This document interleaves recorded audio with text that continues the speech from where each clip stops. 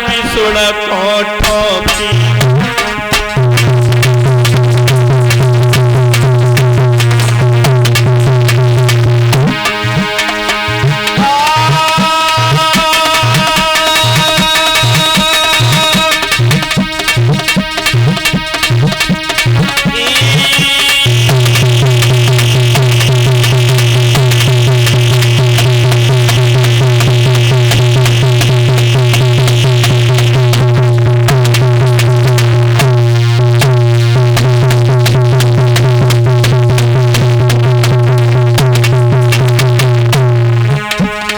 भुजाओं को ठोकता हुआ हिरण्याकश्यप चला, लेकिन विचार करते लला विकास शेर की मौत आती है तो गांव की दीवारों की ओर भागता है, और कामी पुरुष की मौत आती है तो पराई स्त्री की ओर भागता है।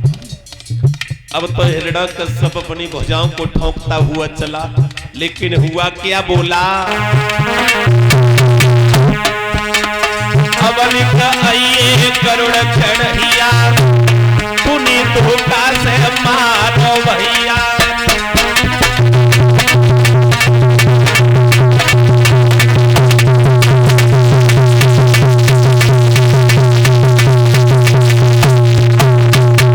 हिरण्याकश्यप विष्णु भगवान को चैलेंज कर रहा है,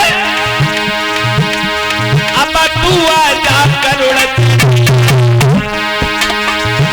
धोखा से मारो भैया, तो अब नए बचवैया।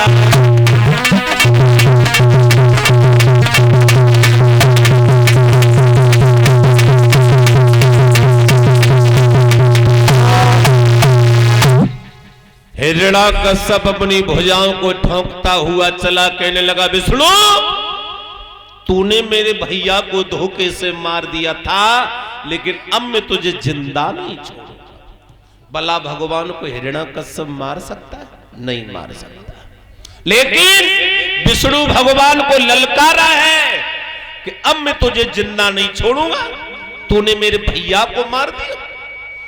महलों में पहुंच गया, रानी कयादू ने आते हुए देखा, मन में विचार करने लगी, पिया घर से निकल के गए तब चेहरा कुछ और था, लेकिन महलों में आए हैं तो कुछ और है। तो रानी क्या बोली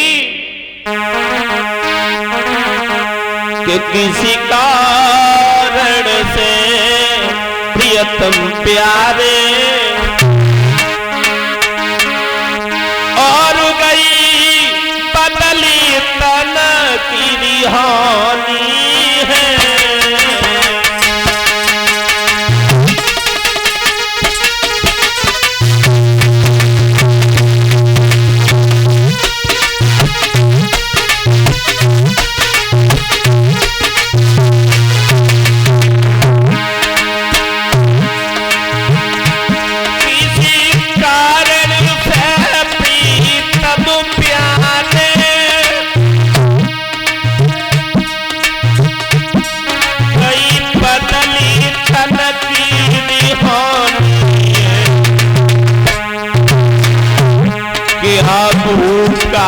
संत गया घर से चेहरा को उतरी गो पानी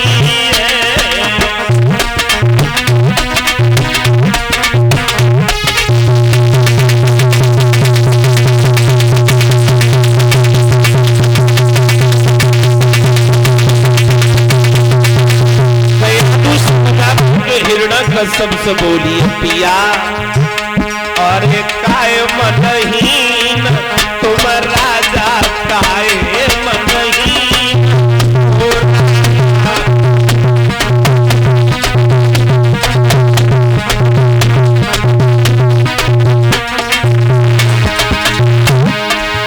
घोड़ी प्यारी भीषणी है भीषणी मत की दीन ओ राजा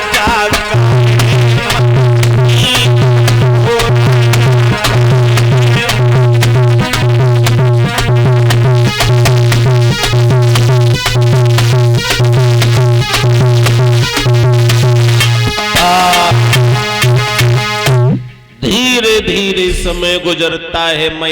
मैया कयादू पूछ रही है, पिया तुम महलों से निकल के गए तो तुम्हारा चेहरा गुलाब के फूल की तरह खिला नजर आ रहा, अब चेहरा पर उदासी के चिन्ह क्यों नजर आ रहे? हिरण्यकश्यप बोले, कयादू अब हम इस नगर के राजा भी हैं, इस नगर के भगवान भी हैं। कयादू कहने लगे, पिया तुम भगवान कैसे हो सकते हो?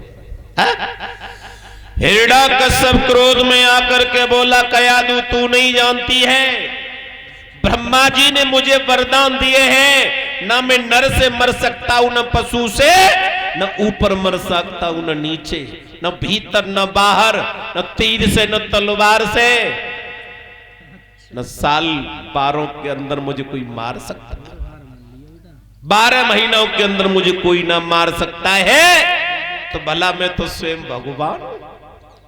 अब हिरण्यकश्यप परीक्षित महाराज भगवान बन गए, सारे नगर में हल्ला कर दिया, इस राजा के नगर के राजा है तो हमें, और भगवान है तो। सिपाहियों से कहा, सिपाहियों